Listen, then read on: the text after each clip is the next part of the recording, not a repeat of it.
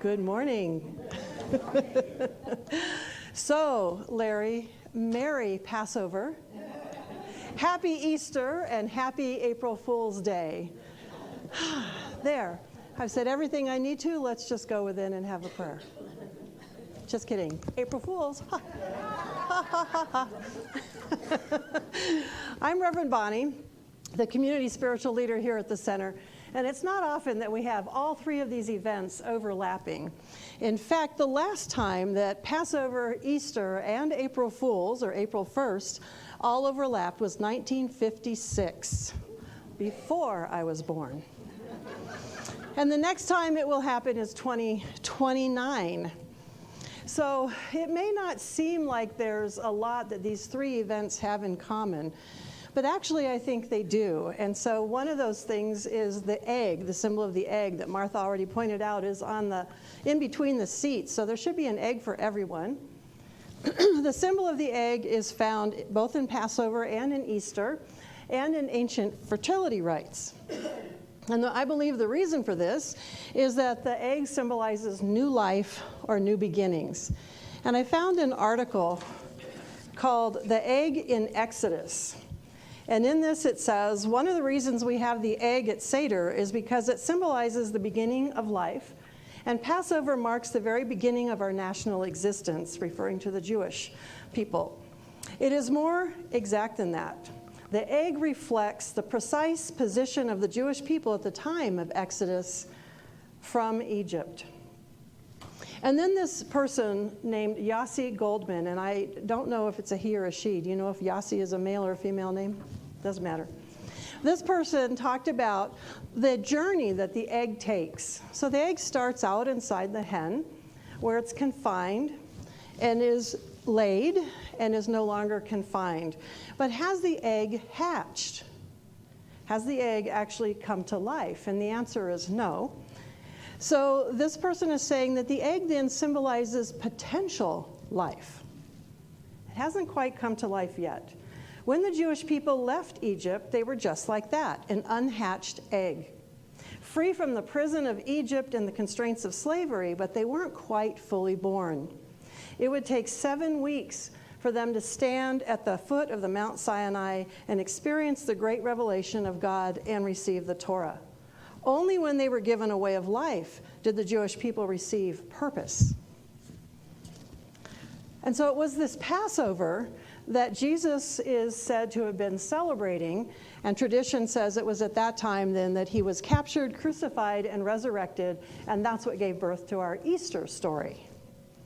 Traditionally on Easter morning, the rock in front of the tomb was rolled away. The body was gone. It had ascended, according to some people. And traditionally, that's where we get this idea that Jesus supposedly died for our sins or died to save us. But as Reverend Sandy shared with us last week, there's other ways of interpreting this Easter story. And Ernest Holmes talks about salvation itself in a little bit different way, a different light. Ernest Holmes says, and this is from the Science of Mind text, some suffer, some are happy, some are unhappy, according to the way they contact life. No one judges us but ourselves.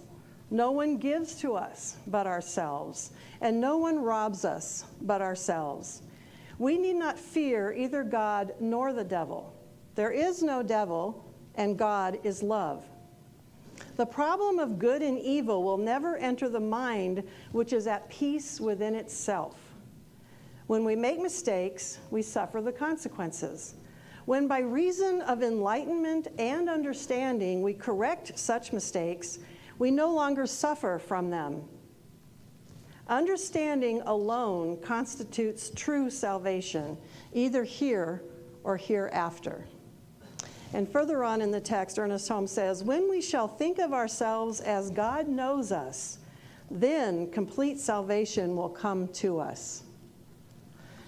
And in another book that Ernest Holmes wrote, The Voice Celestial, he said, for sin is but a name for states of consciousness of those who fail to harmonize with the law. So sin is a state of consciousness for those who fail to harmonize with the law. And we've heard it said from up here before that if you look at the original meaning of the word that has come down through history to mean sin, it really was about archery and that missing the mark. The arrow has missed the mark, and that's what sin supposedly was, is missing the mark. So instead of saying that Jesus died for our sins, I think we could say that Jesus died to show us how it is that we can live in harmony with the law, how we can live hitting the mark, that he was a great example for how it is we could live our lives on target, so to speak. So on this day, we could say that he showed us through his example how he could let his spirit and his soul soar, and how the life principle could win out and beat out and take precedence over all hatred, all jealousy, and all of those things that were going on in the government at that time. Metaphysically, when we hear go and sin no more, we could use Jesus' example of how we go and harmonize with the law. We harmonize with the law of mind and action. We harmonize with the law of correspondence, with the law of attraction, with the law of cause and effect. And as we harmonize with these laws, then we are saved. Then our true self is resurrected. The truth of who we are, the goodness, the peace, the love, and the joy in our life is resurrected as we harmonize with these laws. So then how does April Fool's, or being an April Fool, fit into this whole story? Well, there are many, many stories and countries around the world that include a special day for doing practical jokes or doing harmless jokes with people. There are also many characters throughout different cultures that are seen as jokesters, that are brought in to bring up joy, laughter, Edie's favorite thing, that joy, levity into life. Characters like the joker, the jester, the trickster. Around this area, the coyote or the cocapelli. And so I thought about the roles of these fools that show up throughout various cultures. And then I thought about, in the tarot deck, there is a card called the Fool. And so I thought, well, what is that? Does that have anything that could inform us today on this day of Passover celebration and Easter celebration? So I looked up how the beginnings of the tarot happened. They originally were playing cards. They were just for playing games. And they were brought into Europe in around 1375 from Islamic societies who had been using them for centuries prior to that. And they were either out of Egypt or Turkey, depending on which historian you read. And they were used, like I said, just for playing games. They didn't start being used for divination purposes until the late 18th century. And it was the joker out of those decks that became eventually the Fool in the tarot deck that we know today. And then I looked up April Fool's Day.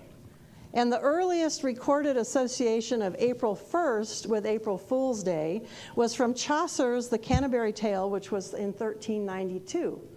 So we're in the 1300s, the late 1300s, when we have the Joker or the fools coming in through the cards, as well as in through this idea of April Fool's Day in Western Europe. So regardless, I thought, well, what can the Fool teach us today as we look at what's going on April Fool's Day? The Fool in the tarot deck, like I said, is the Joker, which has no number, or is given the number 0, which is considered unlimited potential.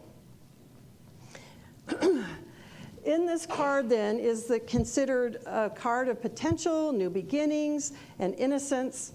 It's to show the highest potential for your life, reaching a state of renewal and new beginnings, where each day is an adventure and each moment is lived to its fullest. The Fool card represents the beginning of all creativity and a desire to accomplish new goals, and then they put in parentheses, or at least attempting to start moving toward your new goals. The Fool indicates that anything can happen and the opportunities are just waiting to be taken advantage of. And so it goes on later to say that if you should have a Fool card show up in a reading, it's asking you to take a leap of faith and trust in the universe, in that if you begin a new journey, you will find success. The fool lives a carefree life, free from worry and anxiety. He does not seem to mind if he really doesn't know what lies ahead. And so I thought about how Ernest Holmes might put some of this. And in the Beverly Hills Lectures, I found this reading that I thought spoke somewhat to this. The moment you step out of the ordinary ranks, the moment you step out of the procession that moves endlessly down the aisle, you are in a spotlight of evolution. Your own choice has decided you, and you are no longer going to think as others. You are no longer going to lay your greatness at the feet of a person whom you recognize to be great.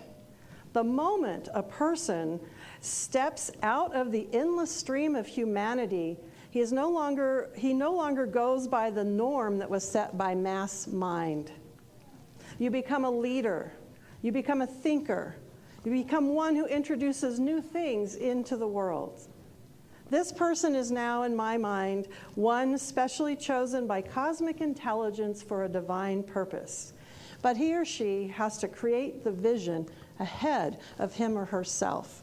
And so if you think about someone who basically steps out of the ordinary ranks or no longer thinks like other people or who has moved beyond the norm that is set by mass mind, don't we sometimes refer to that person as a fool? But then think about how all potentiality is open before that person as well. So to me, that fit in with this idea of the fool and what it means to be a fool or take a lesson from the fool. So on this day, we are celebrating the emergence from darkness and that stepping out into newness. So whether the darkness for you is a tomb, whether it's a womb from which something is gestated and is giving birth, whether it's the cracking open of the shell of an egg or even a cocoon, there was once something that took place in the darkness, transformation that took place in that darkness.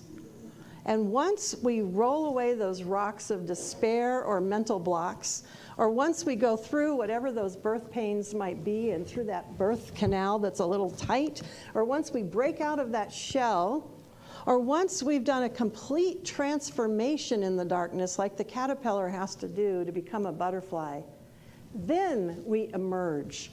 And that's what today is about, is that emerging. We step out on that fool's journey into a new beginning, into totally unlimited potential. So since this year, my focus is on joy, and since April Fool's Day is about bringing joy through sort of laughter and practical jokes and that sort of thing, I thought it would be fitting that I considered or looked at how it is that we resurrect our joy. So that is our topic for this month of April, resurrecting our joy. From the Easter story, we are told that Jesus resurrected from the dead. And as Reverend Sandy talked about last week, prior to that, he resurrected Lazarus from the dead. So I was thinking about that word resurrect. And I thought of erect meaning upright, so bringing upright. But I decided, was that just in my head, or what does this word really mean? So I looked up the word, and it's actually resurrect. And the word surrect comes from the Latin surrectus, which is arisen. Or surrect, which is upright or to arise. So to arise or to come upright again. And as you know, we use that word resurrect to mean either bringing back to life or to use something again. Ernest Holmes says the resurrection is the death of the belief that we are separated from God. So essentially, we're resurrecting our belief in our oneness with God. Metaphysically, then, this idea of resurrecting our joy is allowing us to think about how we might bring back life and joy into something that might have seemed lifeless or even dead. To resurrect is to stand upright again or to arise again, which implies that we stood before and we're doing it again. So to resurrect our joy implies that we've experienced joy before. And so even if you don't believe you've ever experienced joy, which I hope isn't true, I believe that the fact that joy is our true nature means something in us recognizes it and knows it. And so as we resurrect it, it is bringing that joy back up again into our lives. So I was picturing that. Again, I was sort of contemplating what that would look like to resurrect my joy. What would it be like to stand up, to arise in my joy? And as I did that, the feeling that went through me caused me to realize that I had been allowing the world's affairs, worries, concerns, reports of violence in the world, my concerns, is everything going okay at the center? All that kind of stuff was causing me to kind of fold in on myself. Because when I stood up and went, wow, I can stand upright in my joy, it just felt really different. And these two quotes came through in the last couple of weeks that really spoke to me. The first one is from Dr. Raymond Charles Barker, who was a friend of Ernest Holmes. And he says, if you have ever been a good worrier, you'll make a good treater. Now, by treater, he means someone who can do affirmative prayer, do a treatment. Worry is treatment toward a dire end. The process is the same, only the input differs. So in other words, you can do an affirmative prayer or you can worry. Either one is using that same process. You're just creating some kind of different output. So that spoke to me. And then in the 9th week of our Essential Ernest Holmes class, Emma Curtis Hopkins was quoted as saying, "The world will persist in exhibiting before you what you persist in affirming the world is." And so as I thought about resurrecting my joy, I thought about what am I persisting in assuming or putting out there that the world is? And how might I want to change that? So again, I pictured myself standing upright in my joy, resurrecting in my joy, and it just felt so good and powerful. So take a moment and think about something that gives you joy. Think about what brings joy into your life. And then either stand up or sit up a little straighter and imagine resurrecting that in your life. How does that feel? Doesn't that feel good? What a picture that was for me, to just resurrect my joy. So think about what brings you joy. Contemplate that over this next month. How can you resurrect more joy in your life? And how can you even resurrect greater joy in your life? So I asked myself the same question and pondered it. And one of the things I realized is that doing treatment work, not worrying, but treatment work with people brings me great joy. I have really been enjoying having my Wednesdays set aside to do treatment work with people who want to do that work and seeing how it unfolds in people's lives. Also, teaching gives me great joy. Every time I'd go home from a class, I'd be high. Barbara, you probably felt the same way. We both just finished our classes. And this last class on Monday with the final projects were out of this world. Each person, it was clear, had found something that spoke to them and uplifted them, brought about greater creativity in their life. And that just gives me great joy. The other thing I realized brought me great joy is seeing how our next generation is starting to find their voice or has found their voice. How the next generation is stepping more powerfully into the spirit of who they are and who they are meant to be. So I was really surprised on March 22nd, 2 days before the March for Our Lives, when I got a letter in the email from our community spiritual leader, Dr. Ken Gordon. And I thought I'd share it with you. So one of the things that I realized is as our next generation is finding our voice, and I include my son in this, sometimes they use terminology or words that I wouldn't choose to use. But I love that they're finding their voice, whatever terminology they choose to use. So bear that in mind as I read to you. This is from Dr. Ken Gordon and the Spiritually Motivated Social Engagement Committee that is proud to share the statement which was put together by our CSL teen leadership. And there are 7 teens whose names are listed here. As youth of the Centers for Spiritual Living, We stood in silence with the youth of this nation for 17 minutes last week, and we will march arm in arm together this Saturday. We paid attention when Emma Gonzalez, a student at the Florida high school where 17 people were left dead after a mass shooting, called BS on our lawmakers, elected leaders, and the NRA at a rally in Fort Lauderdale, Florida. We paid attention because we saw that Emma, like many of her classmates and other students around the country, know how the law of mind works. Emma said, and this is a quote, "To politicians who sit in their gilded houses funded by the NRA telling us that nothing can be done to protect us, we call BS. They say tougher gun laws do not decrease gun violence. We call BS. They say a good guy with a gun stops a bad guy with a gun. We call BS. They say guns are just tools like knives and are as dangerous as cars. We call BS. They say that no laws could have been able to prevent the hundreds of senseless tragedies that have occurred and that we are too young to understand how the government works. We call BS." And then they give the link for the rest of her talk. This is, again, the teens of our centers that wrote the rest of this. Emma understood what we at Centers for Spiritual Living know and teach, that outside conditions have no power over us, that it is done to us as we believe, and that if we want change, we have to call BS on those outside conditions. She understood that we need to plant a new thought, a new idea. That new thought has power and will bring change. At this moment in history, we are calling BS on old thoughts and demanding new thoughts and new actions. We know, believe, and demand that every single person in this country be safe from gun violence.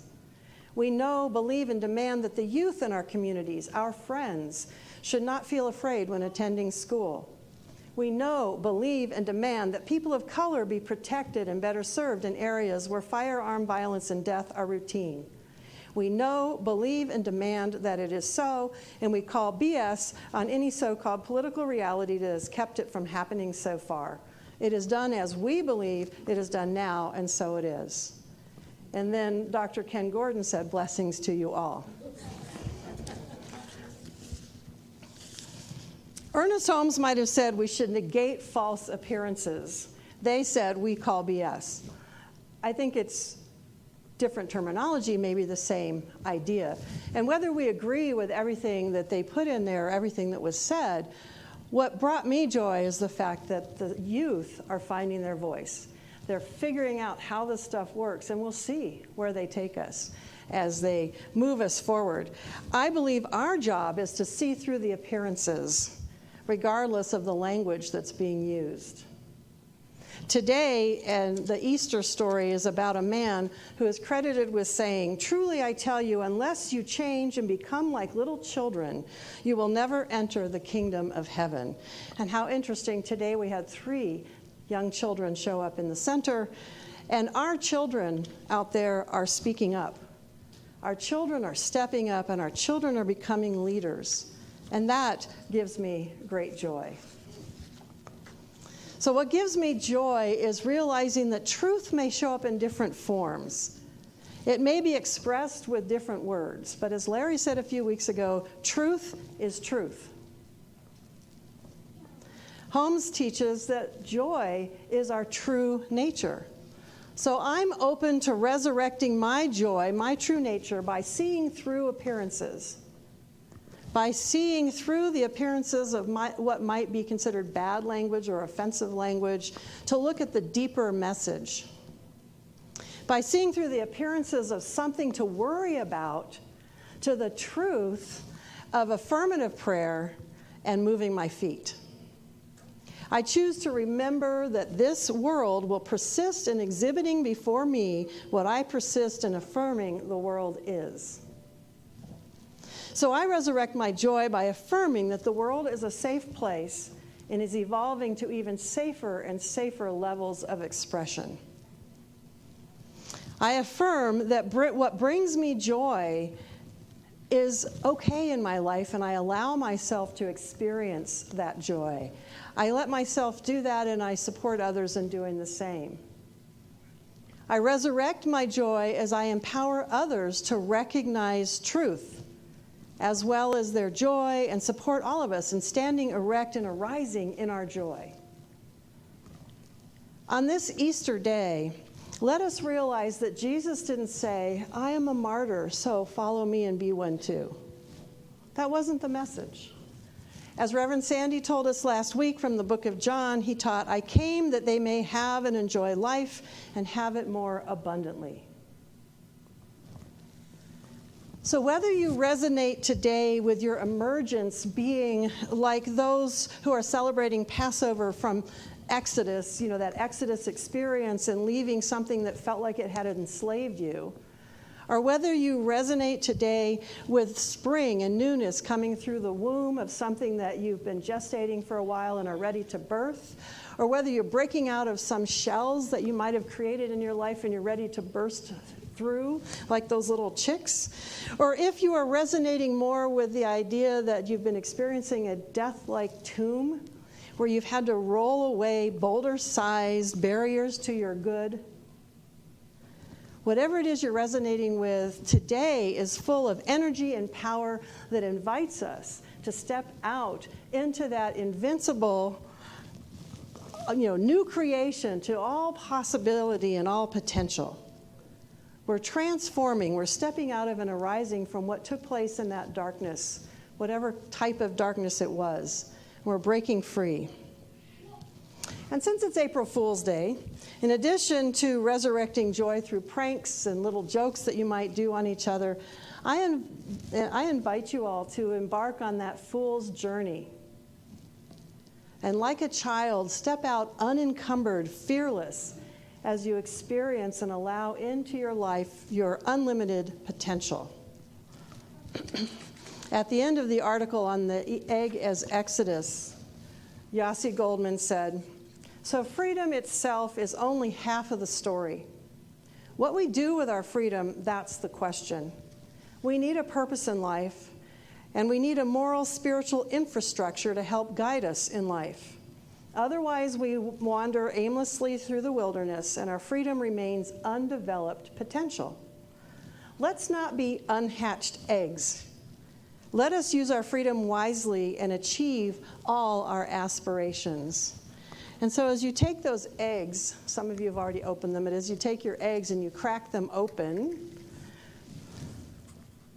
take them home today, and every time you crack them open, let that be a reminder to you to become a hatched egg. As you allow yourself to fly free like that butterfly that's bursting out of the cocoon, resurrect your joy today. And so it is.